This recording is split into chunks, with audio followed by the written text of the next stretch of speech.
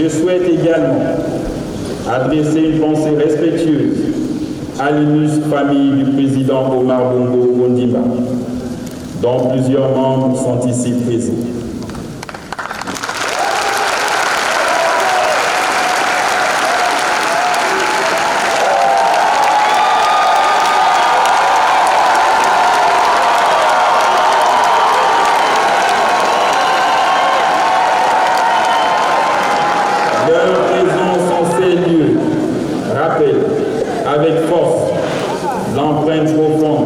Qu'il a laissé dans l'histoire de notre nation. Honorables distingués invités, mesdames et messieurs, cet endroit chargé d'histoire demeure profondément marqué par l'engagement du président Omar Bongo Ondimba en faveur de la démocratie locale. C'est notamment sous sa conduite éclairée que le multipartisme fut consacré à l'issue de la conférence nationale de 1990. C'est également ici que fut baptisée la cité de la démocratie, ancienne cité de 12 mars, symbole d'un espace de rencontre, de dialogue et de concertation entre les forces vives de la nation. Véritable carrefour des idées, ce lieu a contribué à la recherche de solutions face aux défis économiques, sociaux et sécuritaires de notre pays.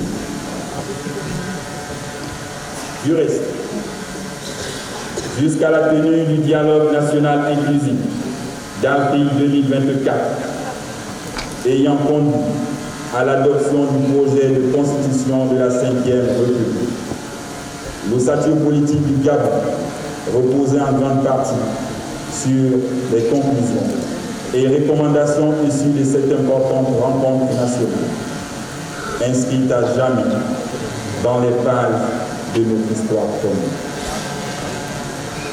Du haut de cette tribune, permettez-moi de saluer quelques acteurs vivants de cette époque ici présente. Monseigneur Basile V. Engol, archevêque émérite de Libreville, président de la Conférence nationale.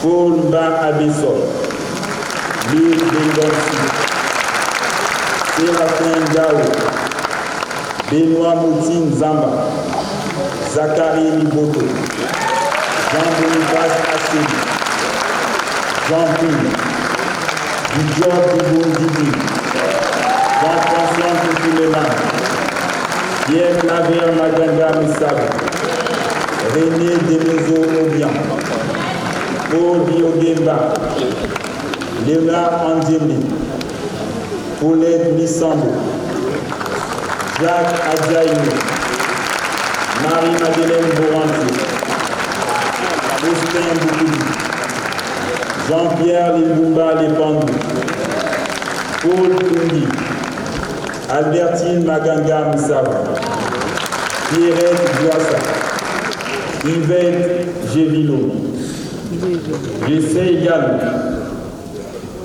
saisis également cette occasion pour annoncer la tenue, après inauguration des lieux, d'un grand événement d'envergure nationale. Il s'agira de l'ouverture du Forum international de Libreville pour l'innovation et le développement. Le thème retenu cette année pour cette première édition, stabilité politique, climat des affaires et intelligence artificielle, catalysateurs de croissance.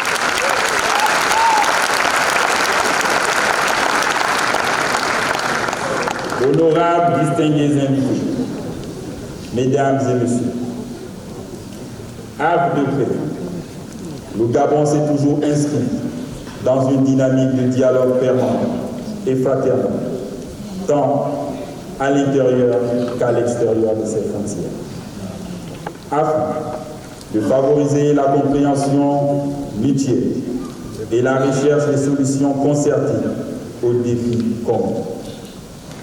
C'est pourquoi, du haut de cette tribune, je formule le vœu ardent de voir se tenir, ici même, le sommet de l'Union africaine en 2027.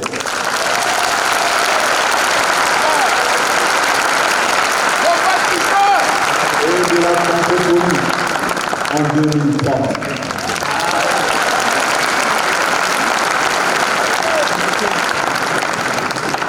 Mesdames et messieurs, l'histoire des nations nous enseigne que la construction des États s'inscrit souvent dans la durée, marquée par de longues périodes de discipline, d'efforts et parfois de sursauts patriotiques. Les générations successives ont fait preuve de discipline, voire parfois de résignation, face aux dérives de mauvaise gestion publique, à la destruction progressive de certains symboles de notre histoire et à l'effacement de l'héritage légué par nos prédécesseurs. C'est pour mettre un terme à cette situation que le peuple gabonais a fait le choix du sursaut patriotique intervenu à la faveur des événements du 30 août 2023.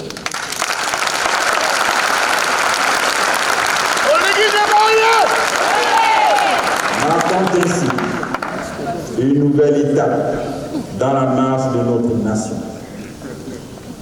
Dès cette date, j'ai pris l'engagement devant le peuple gabonais de construire, reconstruire ces lieux détruits en 2013, laissés à l'abandon, pour rebâtir et restaurer cette part essentielle de notre histoire politique. Mes chers compatriotes, aujourd'hui, l'engagement pris devant vous est tenu. Je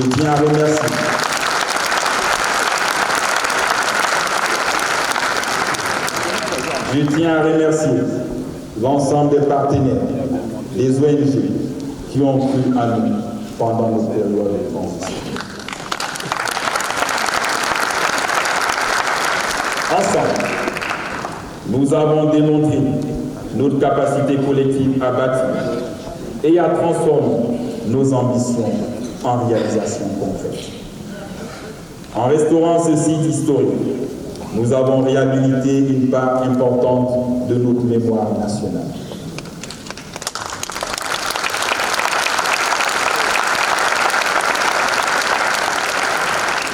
C'est dans cet esprit que le palais écologique des Congrès portera désormais le nom de Palais des Congrès Omar Bongo Ondimba.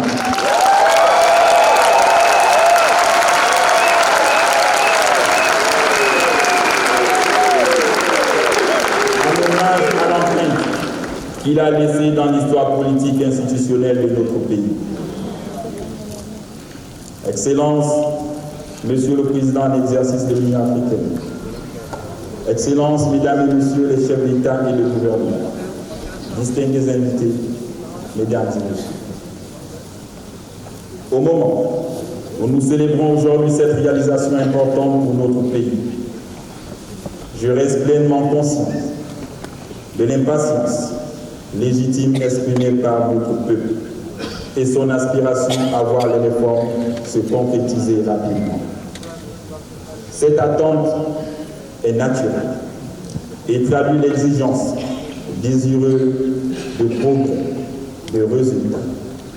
Cependant, il convient de rappeler que le temps de l'action publique et celui de la transformation durable des institutions exige méthode, constance et responsabilité.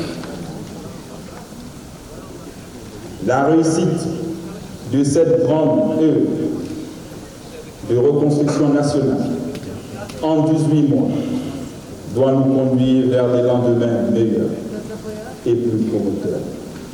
Si on l'a fait en 18 mois, qu'est-ce qu'on ne peut pas faire en 7 ans?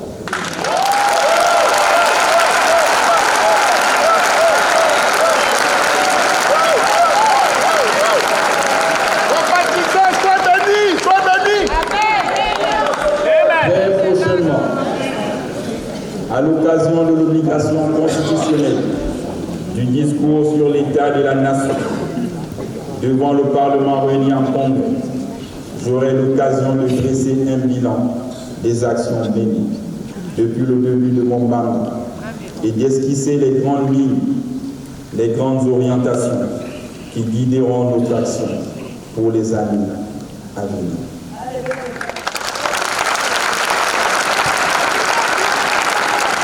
Il s'agira notamment de relever ensemble les défis majeurs qui se présentent à notre pays et de poursuivre avec détermination la consolidation de notre démocratie, le renforcement de nos institutions et la promotion du développement durable et inclusif. L'accès à l'eau potable et à l'électricité, la lutte contre le chômage des jeunes, ainsi que la lutte contre la vie chère, constituent des priorités majeures de mon action publique.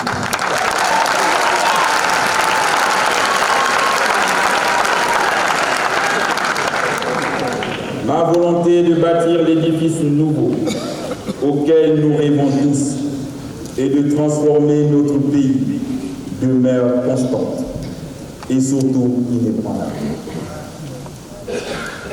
Comme je l'ai déjà affirmé devant la jeunesse réunie au Palais des Sports de Libreville, l'un de mes principes qui guide mon action est le suivant.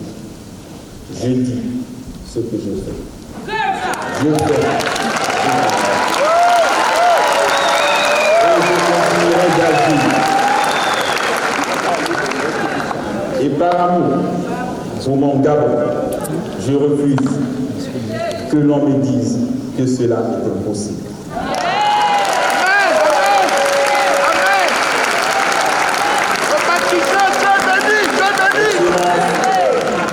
Monsieur le Président en exercice de l'Union africaine, Excellences, Mesdames et Messieurs les chefs d'État et de gouvernement, Monsieur le représentant du secrétaire général de l'ONU, Mesdames les secrétaires généraux de l'OIF et du Commonwealth, honorables et distingués invités. Ce palais que nous inaugurons aujourd'hui est désormais le vôtre. Il se veut un espace de dialogue, à la coopération et à l'organisation des événements majeurs au service de nos peuples et à la paix. Je demeure profondément convaincu de la nécessité de renforcer une coopération dynamique entre nos pays, fondée sur la confiance mutuelle, la solidarité et le respect des engagements pris par chacun. Je crois fermement à l'avenir d'un Gabon prospère, stable et plus fort. Un Gabon que nous avons la responsabilité collective de bâtir ensemble. C'est dans cette conviction profonde et avec une grande fierté que je déclare officiellement inauguré le palais des congrès Omar Bongo Ondimba de la cité de la Côte.